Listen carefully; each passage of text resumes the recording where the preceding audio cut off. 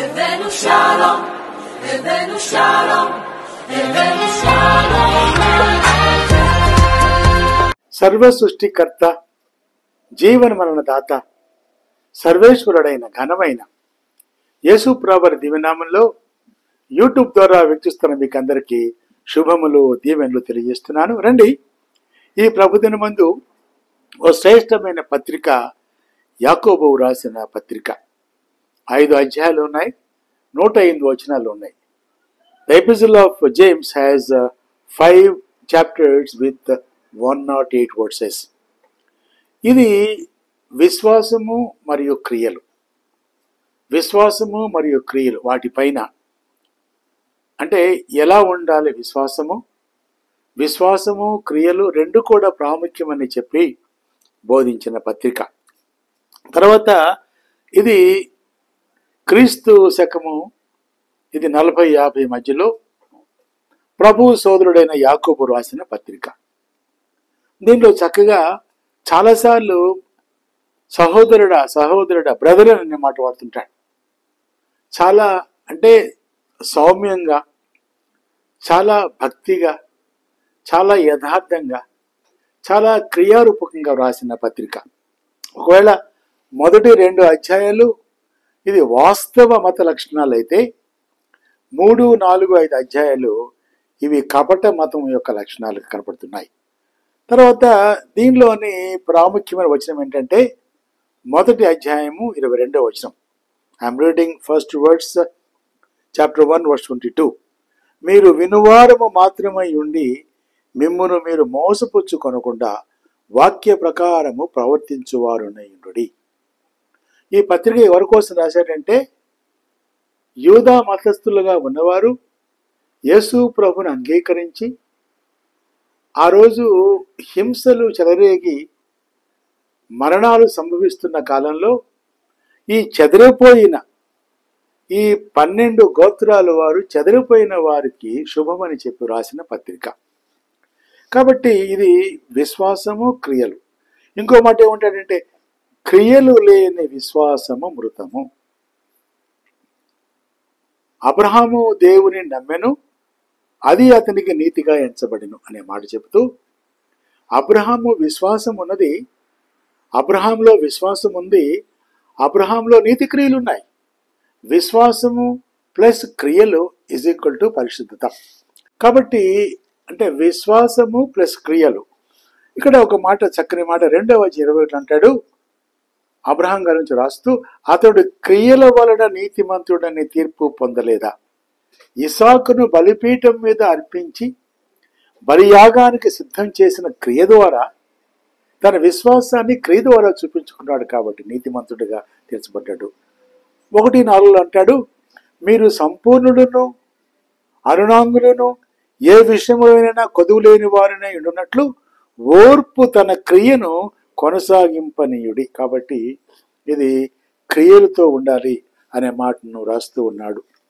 తర్వాత ఇక్కడ 4వ అధ్యాయంలో చాలా వ్యతిరేకమైన మాటలు కూడా కనపడుతూ ఉన్నాయి. దేవుడు ఎగనెస్ట్ లోకము, దీనులు ఎగనెస్ట్ అహంకారులు, దేవుడు ఎగనెస్ట్ అపవాది, ఏక మనస్కులు ఎగనెస్ట్ ద్విమనస్కులు. కాబట్టి ఈరోజు ఏంటంటే ఈ 5 అధ్యాయాల సారాంశాన్ని జ్ఞాపం చేసుకుంటే, పరీక్షలో శ్రమల కాలంలో నెమ్మదిగా ఉండుట మొదటి అధ్యాయ సారాంశం. శ్రమలు సంభవించినప్పుడు నెమ్మదిగా ఉండటం. శ్రమలు 2 రకాలుగా ఉంటుంది, బయట శ్రమలు, లోపటి శోధనలు. Outward troubles, inward temptations. కాబట్టి పరీక్ష కాలంలో శ్రమలకు నెమ్మదిగా మొదటి అధ్యాయము. 2వ అధ్యాయంలో సత్యానుసారంగా సత్యమైన వాక్యానుసారంగా జీవించాలి. 3వది ఏంటంటే నాలుకను స్వాధీనపరచుకోవాలి. ఈ చిన్న అవయవము అగ్ని లాంటిదనే మాట జ్ఞాపకం చేస్తున్నాడు. ఏ నరుడును నాలుకను సాధు చేయనేరడు, అది మరణకరమైన విషముతో నిండి ఉన్నది. దేవుణ్ణి స్తుతిస్తాము, సహోదరుని ద్వేషిస్తాము.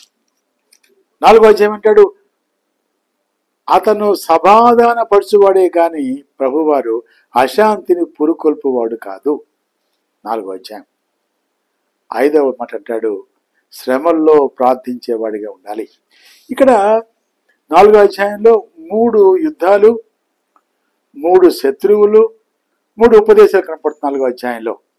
5వ అధ్యాయంలో ఆర్థిక ఇబ్బందులు, మొదటి 9 వచనాలు, తర్వాత భౌతిక శ్రమలు, జాతీయ శ్రమలు, సంఘ శ్రమలు. కాబట్టి ఈ యొక్క ఒక క్రియారూపకమైన జీవితానికి మాదిరికరంగా 5లో అంటాడు, విశ్వాస సహితమైన ప్రార్థన ఆ రోగిని స్వస్థపరచును, ప్రభువు అతని లేపును, అతడు పాపములు చేసిన వాడైతే పాప క్షమాపణ పొందును. కాబట్టి ప్రియ సోదరుడా, సోదరి, ఈ ప్రభుదినమందు విశ్వాసము ద్వారానే,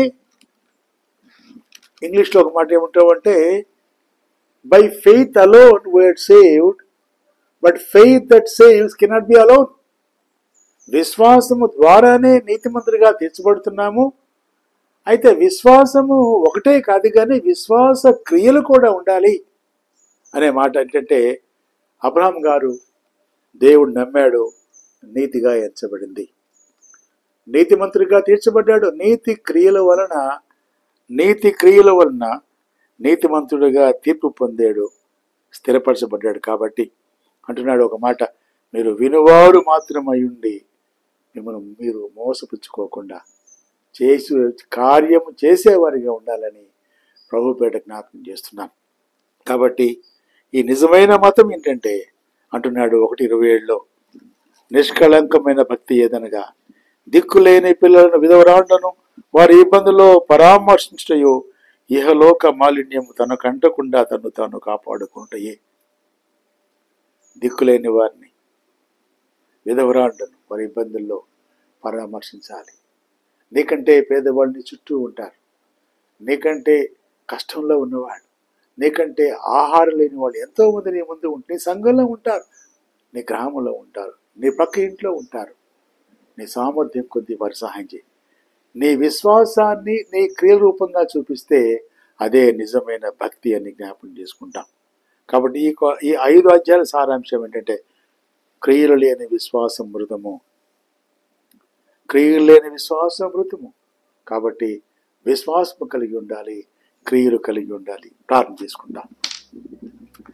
అత్యంత మహాకృపగల తండ్రి, మా ప్రేమ గల నాయన ప్రభువా, మా దేవ, ఈ ప్రభుదిన ముందు యాకోబు పత్రిక ద్వారా నాతో మాతో మాట్లాడినందుకు వందనాలు ప్రభువా.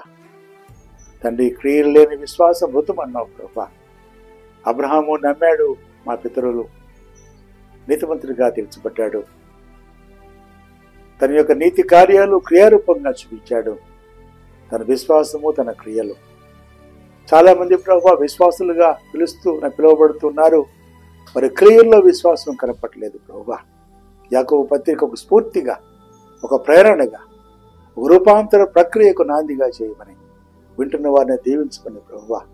తండ్రి నాయన, మరి ఎవరైనా సరే కుటుంబాల్లో, సంఘాల్లో, బంధువుల్లో అస్వస్థగా ఉంటే విశ్వాస సహితమైన ప్రార్థన ఆ రోగిని లేపుతుంది. కాబట్టి ప్రార్థించే వీరులు ముందుకు వచ్చి ఈ ప్రార్థన బలాన్ని పొందుకొని నీ సేవలో ముందుకు వెళ్లేవారిగా సహాయం చేయమని ఈ కార్యక్రమాన్ని దీవించమని వందనాలు తెలియజేస్తూ యేసయ్య నామములో ప్రార్థించి అడిగి వేడుకొంచున్నాం తండ్రి. ఆమె తండ్రి, కుమార పరిశుద్ధాత్మ దేవుని సన్నిధి, సహాయము, సహవాసము, సమాధానము, సమృద్ధి, సంతోషము మనకు, మన బిడ్డలకు, మన జీవితకాల పర్యంతం మనకు తోడై ఉండును కాక. Amen, amen, amen. Shalom and blessing to all. దేవుడు మనల్ని దీవించును కాక. ఆమేన్.